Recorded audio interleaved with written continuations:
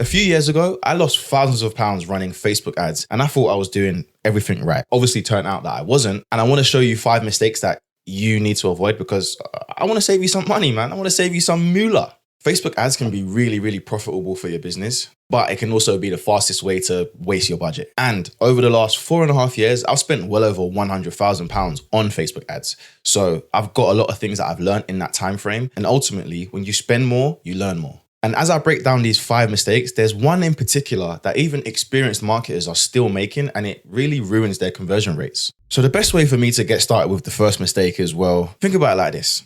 If I was running a coffee shop and every time you walked in, I wasn't selling coffee, what would you do?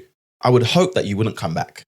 And that's pretty much what was happening with me. I was basically running ads to something that was targeting the wrong person. And I see a lot of people do this. For example, in fitness, we had coaches that were trying to run ads for a high-ticket fitness coaching program for men, but they had women in their targeting. And I know sometimes when you go into Facebook and you go into meta ads, it can look a bit confusing, but you simply just need to make sure that you are targeting the right people. Some simple ways you can do this is create custom audiences. If you already have a list of clients, you can literally upload their emails, and what Meta will do is it will find lookalike audiences, so people that are exactly like your customer client list. Or another thing you can do is literally set very specific parameters of who you want to target. For example, it might be men over the age of 27 who live in London. It really depends on your service, but just to give you some examples, that's literally what you can do.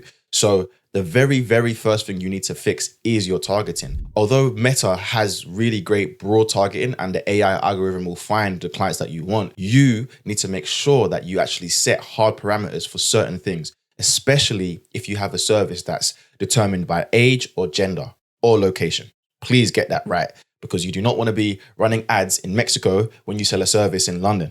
Think about it. Now, the next problem, and I see this a lot, is, well, imagine you're walking down the high street and there was a blank billboard. You probably wouldn't stop for the blank billboard, right? I mean, if you would, pretty crazy. But the point I'm trying to make here is, well, your creative for your ad needs to be good. And the funny thing is, this is probably the most contentious point amongst a lot of advertisers. What actually constitutes good ad creative? The data that I've seen is quite simple. First things first, it needs to be clear who your ad is targeting. If it's busy men who make £100,000 a year, literally, you can say that in the first line. I'm looking for busy men that make £100,000 a year who want to improve their sex life, for example. Literally, it's that simple. So the ad needs to be very, very clear. Another thing is there needs to be some form of pattern interrupt. It needs to be engaging. So you might want to use props, and you might want to be jumping in front of camera. You might want to be engaging. You might want to take your top off. You might want to do something. Get someone stopping, because on Instagram and Facebook, you need to stop them scrolling. So it's important that you do that. And then my advice is you should be scripting all your ads. When you script your ads, you deliver them better, so the ads actually really make a difference. Facebook will begin to prioritize engagement when it sees that your ad is performing. Now, the next issue is quite simple, and I've done this before. But you know, sometimes you go to buy a car. What do you usually do when you get a car? You test it. You do a little test drive. And the biggest issue, because I've done this as well, is creating 1 or 2 ads and hoping that they're going to knock it out of the park. It's not going to happen.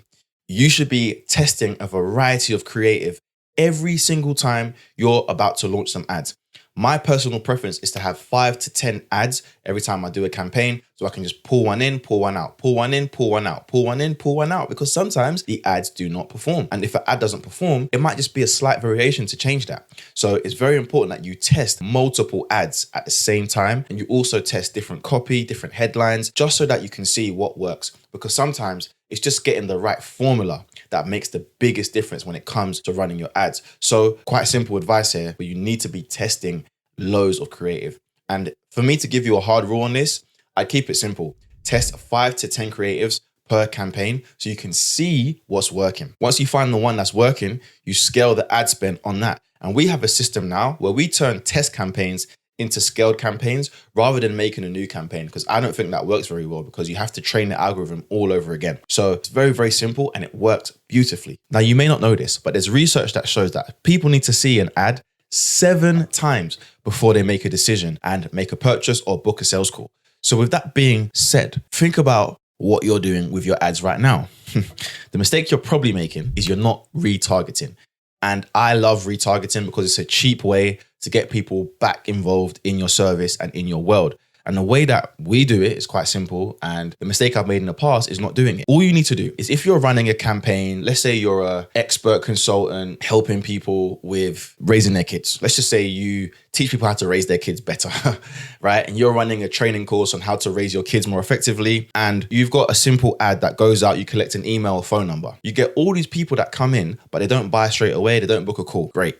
All you need to do is spend a little bit of money. You can start as low as £5 per day. And you basically run a campaign to everybody that's clicked the ad, but didn't book a call, right? And then you re-offer them with something else. You just re-engage them. You educate them.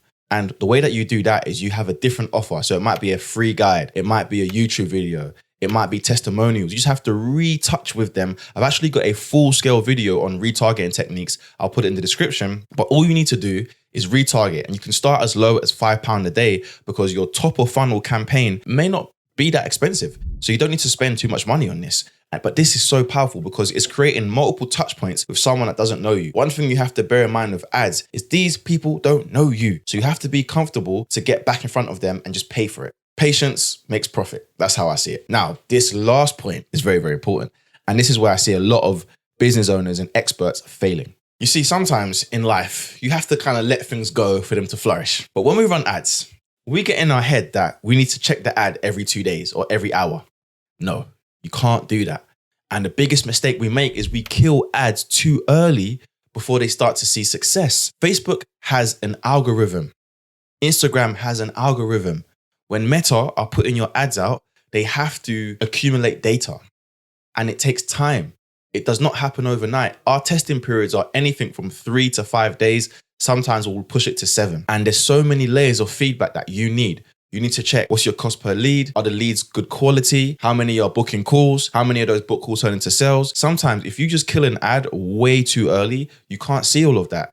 And I know it's very tempting to just turn an ad off if it's underperforming, but when you give it a bit of time, you're able to kind of take it through that feedback loop and then decide, is it worth me keeping this ad on? It's very, very important that we learn to kind of do this, because I see a lot of people getting this wrong and they get too caught up in trying to make the ad perfect and they spend all this time creating an ad and they kill the ad within a day. Like, no.